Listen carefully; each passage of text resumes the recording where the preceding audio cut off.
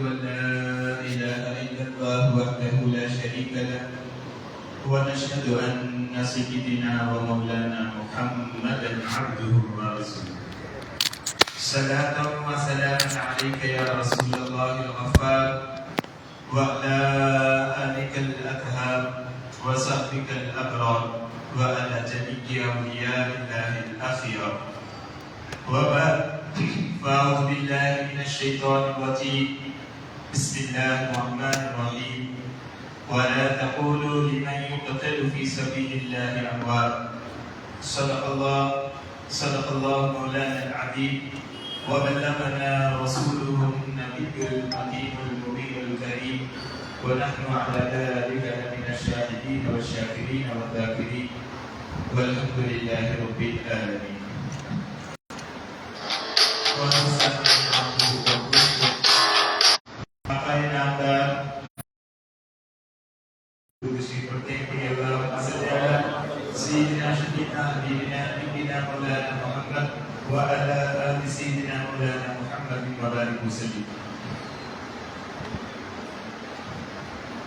آج ہم سب مل کر یہاں جمع ہونے کا مقصد ہے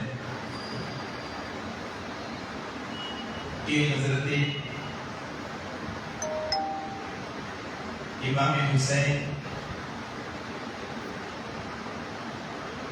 کا ذکر سنیں اور ہم اپنی زندگیوں میں انقلاب لائیں.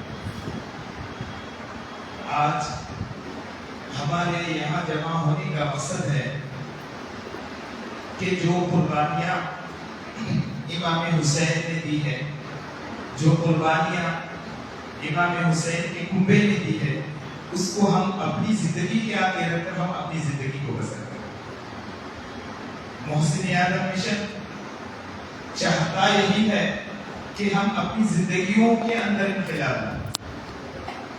محسن اعظم مشن یہ چاہتا ہے کہ ہم اپنی زندگیوں کے اندر انقلاب لائیں. یہ چاہتا ہے کہ ان غربا، ان مساکین، ان بوڑھے ضعیف لوگوں تک کھانا پہنچایا جائے جن تک کھانا بنانے کی جو ہے استطاعت نہیں رکھتے. محسن اعظم مشن یہ ہندوستان کا ایک عظیم تنظیم کا نام ہے. تنظیم تو ہم بہت دیکھتے ہیں، تنظیم تو ہم بہت سنتے ہیں، تنظیم کی خدمتیں بھی ہم بہت کرتے ہیں. تو معزز صاحب اکرام، میری نظر میں اگر دیکھا جائے آج کی اس تیز رفتار دنیا کے اندر، آج کی اس ماحول میں اگر کوئی خدمت کر رہا ہے تو آؤ محسن اعظم مشن میں دیکھیں.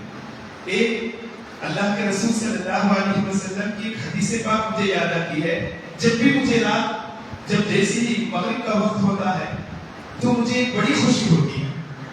اس میں بڑی خوشی کی بات یہ ہے کہ اللہ کے رسول کی ایک حدیث یاد آتی ہے. اللہ کے رسول نے کہا طعام الجیع، جو بھوکے ہیں نا ان کو کھانا کھلایا، جو بھوکے ہیں ان کو کھانا کھلایا کرو. آج ہمارا بخوبی جانتے ہیں زمانے کے حال، بخوبی ہمیں اور آپ کو معلوم ہے کہ آج ہمارا ماحول ایسا ہے کہ ہمارے پڑوسیوں میں کچھ ایسے بھوکے سو رہے ہیں ہمیں پتا ہے. مگر آپ فاروق اعظم کی زندگی کو دیکھو.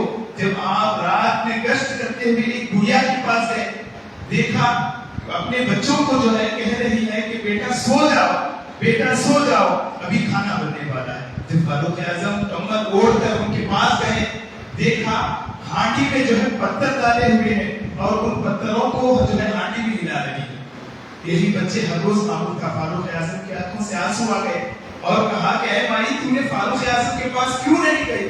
تو یہاں وہ بڑی عورت کہتی ہے کہ اے شخص میں کیسے جاؤں؟ وہ عمر جو رات کو بھی نہیں سوتا اور دن کو بھی نہیں سوتا، وہ عمر جو ابو بکر کے بعد تخت خلافت پر بیٹھ کر جو لوگوں کا دکھ درد بانٹتا ہو، اس میں میرے لیے اس کا دکھ و درد کیا ہوگا؟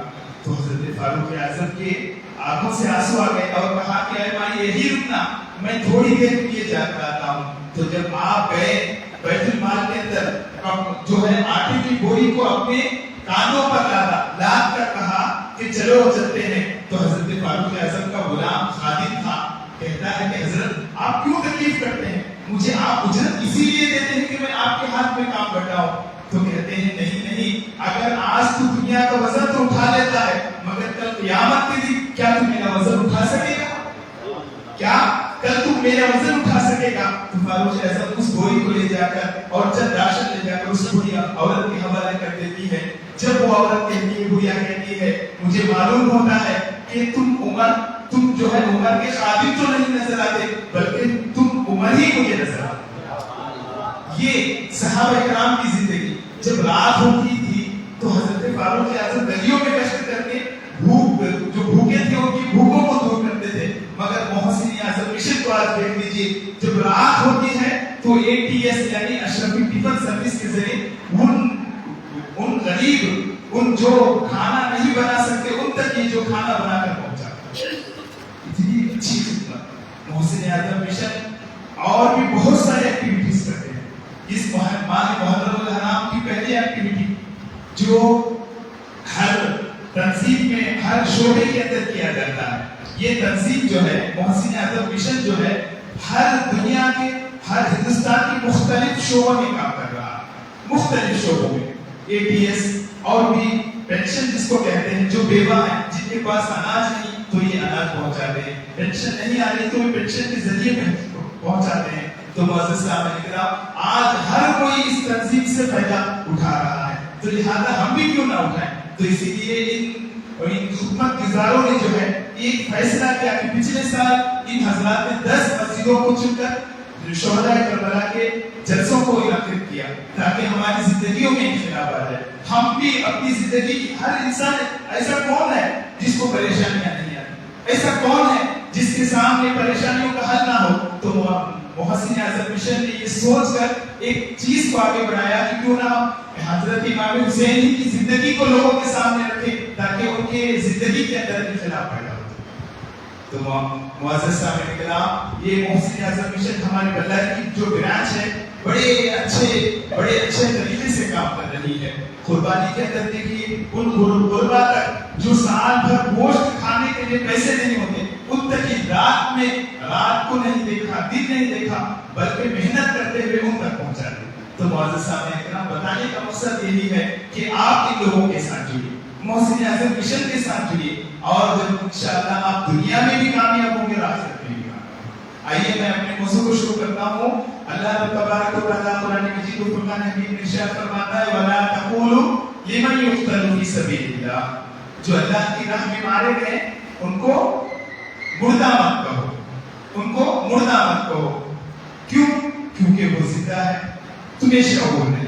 ہر کوئی بخوبی ہم اور آپ سمجھتے ہیں. تو معزز صاحب کرام, جب سے یہ دنیا بنی ہے اور قیامت تک بھی 2 چیزیں ایسی ہیں جو کبھی ختم نہیں ہو سکتی, نہ 2 چیزوں کے اندر صلح ہو سکتی ہے. تو معزز صاحب کرام, اللہ تبارک و تعالیٰ نے, آج ہم اپنے ماحول کو دیکھتے ہیں تو ہمارے ماحول کے اندر جو ہے ایک چیز ہمیں عام فہم میں نظر آتی ہے کہ وہ جنگ کی بات کی جائے تو لوگوں کے کان جو ہے اس کی طرف مائل ہو جائے, جنگ کے قصے سنائے جائے تو اس کی طرف مائل ہو جاتے ہیں. مگر دنیا کے اندر ایک ایسی بھی جگہ ہے جو حضرت آدم سے شروع ہوئی اور قیامت تک چلتی رہی. حضرت آدم سے شروع ہوئی اور قیامت تک. اللہ تبارک و تعالیٰ نے دنیا بنایا, دنیا بنانے کے بعد کہا کہ اے آدم, میں نے آدم کے مجسمے کو بنا دیا, اب میں اس کو اپنا نائب, اپنا خلیفہ بناتا ہوں. تو لہذا جب نائب بنایا گیا, خلیفہ بنایا گیا, تو اللہ تبارک و تعالیٰ نے تمام ملائکہ کو کہا کہ اے ملائکہ, جتنے بھی وہاں پر تھے ان سب کو کہا کہ اس کو سجدہ کرو. تو تمام لوگ سجدہ کر گئے. تو ایک ایسا مردود تھا جو اللہ تبارک و تعالیٰ کو کہا کہ میں اسے سجدہ نہیں کروں گا, میں اسے سجدہ نہیں کروں گا. کیوں؟ قال انا خلقتنی من نار, مجھے تو نے آگ سے پیدا کیا اور آدم کو مٹی سے پیدا کیا. بھلا آگ کے اوپر جو ہے مٹی حاوی کیسے ہو سکتی ہے؟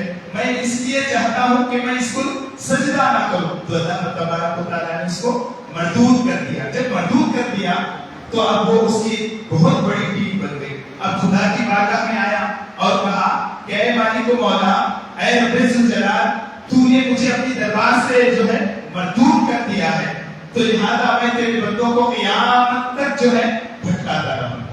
تو اللہ تبارک و تعالیٰ نے کہا میں نبیوں کو بھیجتا رہوں گا، میں رسولوں کو بھیجتا رہوں گا. جب نبوت ختم ہو جائے گی، رسالت ختم ہو جائے گی، تو اب کون ہے؟ تو اللہ تبارک و تعالیٰ نے کہا میں صحابہ کو بناؤں گا، میں تابعی کو بناؤں گا، میں تابعی کو. اسی طرح آج تک کے زمانے کی ہر باتوں کو اللہ تبارک و تعالیٰ نے شیطان کے سامنے رکھ دیا. اب یہاں دونوں کے درمیان جنگ شروع ہو. حضرت آدم نور کے پرچم تلے آ گئے، حضرت آدم نور کے جھنڈے تلے آ گئے. وہ نور جو سب کا حق دلاتا ہے، وہ نور جو سب کے ایک طرح دیکھا جاتا ہے، وہ نور جو سب کو برابر دیکھا جاتا ہے، وہ نور جو سب کے ساتھ انصاف کرتا ہے. حضرت آدم حق اور انصاف کے جھنڈے کے تلے آ گئے. جو صداقت تھا، جو دیانت تھا، جو اللہ تبارک و تعالیٰ کا پسندیدہ تھا، اس نور تلے آ گئے. اور شیطان جو ہے ظلمات کی طرف آ گئے، وہ ظلمات کی طرف آ گیا. وہ تمام ان ظلموں کو جمع کر لیا اور اس کو کالا جھنڈے کی شکل دے کر کھڑا ہو گیا کہ میں تیرے بندوں کو اس میں شمار کروں گا. جیسے جیسے زمانہ بڑھتا چلا گیا، مگر اللہ تبارک و تعالیٰ نے حضرت آدم سے جب امتحان لیا تو اللہ تبارک و تعالیٰ نے حضرت آدم سے امتحان جب لیا تو حضرت آدم کامیاب ہوئے. اللہ تبارک و تعالیٰ نے انہیں نصرت و فتح کا تاج پہنا دیا اور اللہ تبارک و تعالیٰ نے شیطان کو ذلت کا ہار اس کے گلے میں پہنا دیا. اب یہاں یہ جنگ ختم نہیں، اب یہاں سے جنگ شروع ہوئی تو آج کے دور تک چل رہی، اب تک چل رہی اور قیامت تک چلتی رہے گی. وہ کیسے؟ تو حضرت ابراہیم کا زمانہ ہے، حضرت جناب خلیل اللہ تبارک و تعالیٰ کے برگزیدہ بندے. حضرت ابراہیم کا قصور کیا تھا؟ صرف قصور اتنا تھا کہ آپ ان لوگوں کو دیکھتے تھے جو چاند کی پرستش کرتے تھے، ان لوگوں کو دیکھتے تھے جو ستاروں کی پرستش کرتے تھے، ان لوگوں کو دیکھتے تھے جو آگ کی پرستش کیا کرتے تھے. تو اللہ تبارک و تعالیٰ نے جب ان کو نبی بنا کر بھیجا تو اللہ تبارک و تعالیٰ نے حضرت ابراہیم خلیل اللہ نے بتایا کہ جو پیشانی خدا کے بارگاہ میں جھکانا چاہیے وہ پیشانی لے کر انسان کے دربار میں کچھ جھکا رہے، وہ بھی نامردود، وہ بھی ایسا مردود جو ہر برائی اس کے اندر موجود ہے. تو اتنا ہی قصور تھا، مگر جب دونوں کے درمیان حق و باطل کی لڑائی ہوئی تو حضرت ابراہیم خلیل اللہ جیت گئے. ان کو نصرت و فتح کا تاج ملا اور نمرود کو ذلت کا ہار ملا. اب یہاں تک نہیں رکا، حضرت موسیٰ کا دور آیا. حضرت موسیٰ کو کیا کم ستایا گیا، ہر طرح جو دشمن تھے ایک طرف آگ رکھا گیا اور دوسری طرف کی لوگوں کو رکھا گیا. اور جب اللہ تبارک و تعالیٰ نے انہیں کامیاب وہ کامران بنایا تو اللہ تبارک و تعالیٰ نے انہیں کامیابی کا تاج پہنایا. حضرت عیسیٰ جیت گئے اور پورے نمرود کی فوج جو ہے دریا نیل میں غرق ہو گئی. اب بس یہاں تک نہیں، اور چلیے اللہ کے رسول صلی اللہ علیہ وسلم کے زمانے وہ زمانہ آیا جہاں پر اللہ کے رسول صلی اللہ علیہ وسلم کو اس زمانے میں اس جگہ کو حجازی کہا جاتا. وہ حجازی وہ عرب کے لوگ جو اپنے آگے تمام دنیا کے لوگوں کو گونگا سمجھتے تھے، وہ عرب کے لوگ جہاں پر کوئی ایسا نہیں تھا جو حق بول سکے. ہر طرف دیکھو ظلم، ہر طرف ظلم و ظلمیت موجود ہے، ہر طرف دیکھو کالے بادل موجود ہے. مگر رسول ہاشم جب تخت نبوت پر فائز ہوئے، اللہ تبارک و تعالیٰ نے آپ کو رسالت سے نوازا تو آپ نے لا الہ الا اللہ کے کلمے کو حق گوئی کیا اور بتایا ایک خدا ہے. وہ خدا کا قانون ہے کہ تم کسی کا حق نہ مانو، وہ خدا کا قانون ہے تم بڑوں کی عزت کرو، وہ خدا کا قانون ہے تم عورتوں کی عزت کرو، وہ خدا کا قانون ہے جو اللہ تبارک و تعالیٰ نے تمہاری بیٹیوں کو بڑا عظیم تر بنایا، بڑا عظیم تر بنایا. ان کی خدمت کرو، ان کی دیکھ بھال کرو، ان کی خدمت کرو، اللہ تمہیں کامیاب بنائے. آج ہمارے ہندوستان میں ہم بہت سارے لوگوں نے آپ نے سنا ہے کہ ہمارے ہندوستان کی ہسٹری کیا ہے، مگر جب اسلام آیا تو اسلام کا یہاں بول بالا ہوا تو آپ نے دیکھا. تو اللہ ایک اور ٹاپک ہے تو میں آگے بڑھتے ہوئے چلوں کہ اللہ کے رسول صلی اللہ علیہ وسلم جب حق کے پرچم کو بلند کرنے کے لیے چلے تو کیا ان کو پریشانیاں نہیں ہیں؟ یقیناً بہت ساری پریشانیاں آئی. جب آپ طائف کے میدان میں پہنچے تو وہاں کے سرداران بچوں کو جمع کیا اور جمع کر کے کہا کہ دیکھو بچوں، سب سے زیادہ پتھر تم جس پر تم برساؤ گے میں اتنی زیادہ تمہیں پیسے دوں. وہاں کے سرداروں نے کہا جب اللہ کے رسول پر پتھر برسائے گئے تو اللہ کے رسول کا سر مبارک اتنا خون بہا کہ سر سے لے کر تن کو آتے ہوئے اور تن سے لے کر اللہ کے رسول کے نالین میں آتے. مگر اللہ کے رسول نے کہا, فرشتے پہاڑ کے فرشتے آئے اور کہا کہ اللہ کے رسول آپ مجھے حکم کیجئے کہ میں اسی پہاڑ کو اٹھا کر ان پر الٹ دوں گا, کیونکہ انہوں نے آپ کو اذیتیں دی ہے. تو اللہ کے رسول نے کہا نہیں, میں رحمت نہیں بلکہ رحمت للعالمین بن کر آیا ہوں, میں ان پر رحمت. تو پھر فرشتوں نے کہا کہ یا رسول اللہ, اگر یہ رحمت, اگر یہ لوگ آپ کو زحمت دیتے ہیں تو ان کے ساتھ کیا کیا جائے؟ تو اللہ کے رسول نے کہا یہ بس یہی نسل ہے, اس کی نسل کے بعد جتنے بھی لوگ آئیں گے یہاں پر ہر کوئی کلمہ پڑھنے والا, یہاں پر ہر کوئی کلمہ پڑھنے والا ہوگا. یہ اللہ کے رسول صلی اللہ علیہ وسلم کی زندگی کی, یہ حق وہ باطل کا آپ کے سامنے ایک آئینہ پیش کیا گیا. اب یہاں اللہ کے رسول صلی اللہ علیہ وسلم کا دور جب ختم ہونے لگا تو حضرت ابو بکر کو بٹھایا گیا کہ حضرت ابو بکر کی زندگی میں بہت ساری پریشانیاں آپ نے جھیلی, بہت ساری پریشانیاں آپ نے جھیلی. حضرت فاروق اعظم کا دور آیا تو انہوں نے بھی بہت ساری پریشانیاں. اسی طرح پورے 4 خلیفوں کا جب دور ختم ہوا تو ایک ایسا وقت آیا جہاں پر یزید پورے صوبوں کے اندر حکمران بن چکا تھا, پورا صوبوں کے اندر حکمران بن چکا تھا. اچھا ایک بات مجھے بتائیے, درود سے پڑھیے اللہم صلی علی سیدنا شفیعنا حبیبنا نبینا مولانا محمد و بارک وسلم علیہ یا رسول اللہ صلی اللہ علیہ وسلم. ہمارا ہر سال واقعہ کربلا کو سماعت کرتے ہیں, کیا ہمیں اس کی حقیقت اور اس کا پس منظر ہمیں معلوم ہے؟ بہت سارے لوگوں کو معلوم ہے, مگر بہت سارے لوگ ایسے بھی ہیں جنہیں کچھ سمجھ بھی نہیں. بہت سارے لوگ تو یہ ہوتے ہیں کہ وہاں بھی کلمہ پڑھنے والے تھے, یہاں بھی کلمہ پڑھنے والے. فرق کیا تھا ان لوگوں میں؟ تو معزز سامعین کرام, فرق یہ تھا کہ جہاں پر حضرت امام حسین تھے وہاں پر صداقت تھی, جہاں پر امام حسین تھے وہاں سچائی موجود تھی, جہاں پر امام حسین تھے وہاں پر شریعت تھی, جہاں پر امام حسین تھے وہاں پر دنیا کے دنیا داروں کے اور قیامت تک کے آنے والوں لوگوں کا حق موجود تھا. جہاں پر یزید تھا وہاں پر 22,000 لشکر موجود تھے, جہاں پر یزید تھا وہاں پر شراب, کباب, ناچ گانا ہر چیز موجود تھا.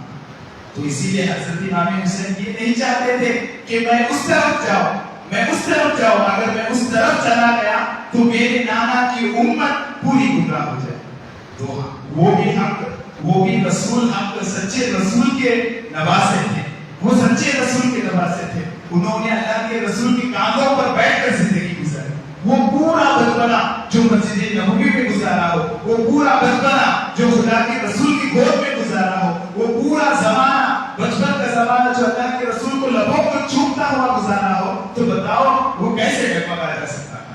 تو معزز سامعین کرام, حضرت امام حسین کا جو کارنامہ ہے, جو ان کی تاریخ ہے, آج تک دنیا کے اندر کوئی بھی نہیں کر سکتا, کوئی بھی نہیں کر سکتا. آج ہمارے یہاں کسی انسان کو بتا دیا جائے کہ لالچ دے دیا جائے تو ہو سکتا ہے, اگر پکا یقین والا ہے, اگر امام حسین کی زندگی کو سنا ہے تو اس کے قدم ڈگمگائیں گے. اگر کوئی لالچی ہے تو اس کے قدم ڈگمگا جائے گا. مگر امام حسین کے پاس 72 لوگ تھے, مگر وہ 72 لوگ 22,000 لشکر پر بھاری تھے, 22,000 لشکر پر بھاری تھے. وہ 72 لوگ ایسا کام کر رہے پورے قیامت تک کے آنے والے مسلمانوں کے حق کو پورا کرتے چلے. یہی تو واقعہ کربلا کا پس منظر ہے.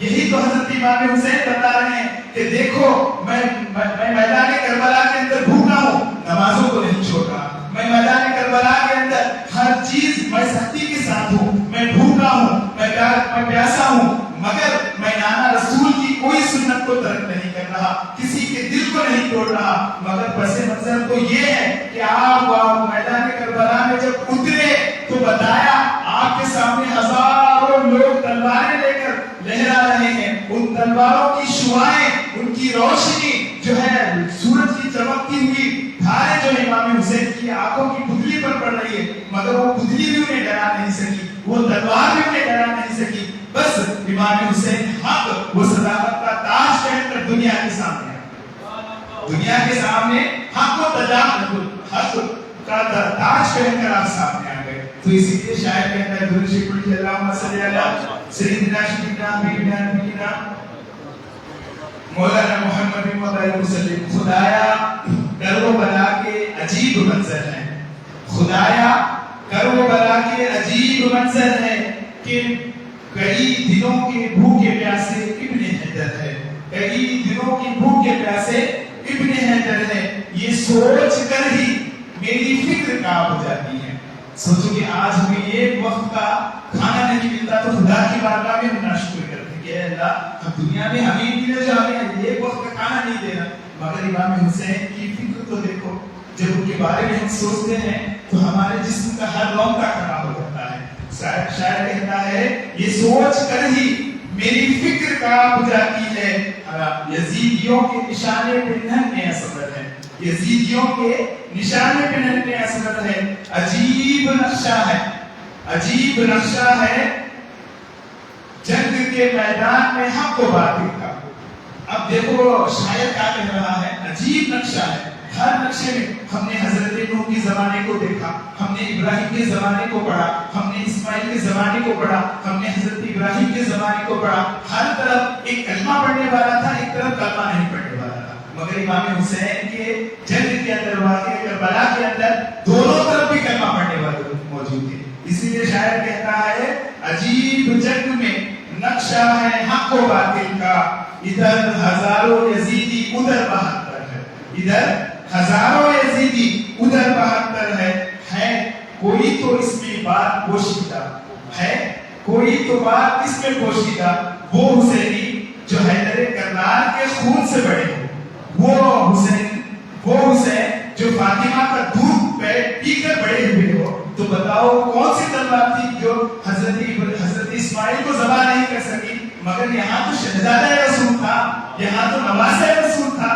تو لہٰذا معزز سامعین کرام، شاعر کہتا ہے تو کوئی اس میں بات پوشیدہ، ورنہ کیوں آتے حساب ظلم و ستم حسینی لشکر، کیوں وہ ظلم و ستم میں کیوں آتے؟ اللہ تبارک و تعالیٰ رسول کے گھرانے سے ہمیں یہ اختلاف دے رہا ہے، یہ ہمیں بتا رہا ہے کہ دیکھو ہم کو صداقت کے لیے تم اپنے تمام کنبے کو قربان کر دینا، جب نواز رسول قربان اپنے کنبے کو قربان کرا رہا ہے تو تم کیوں کنبے کو قربان نہیں کرا سکتے؟ تو معزز سامعین حق و صداقت کو نہیں چھوڑنا، حق و صداقت کو نہیں چھوڑنا۔ تو معزز سامعین کرام کہتے ہیں کوئی تو بات اس میں پوشیدہ، ورنہ کیوں آتے ہزار ظلم و ستم حسینی لشکر۔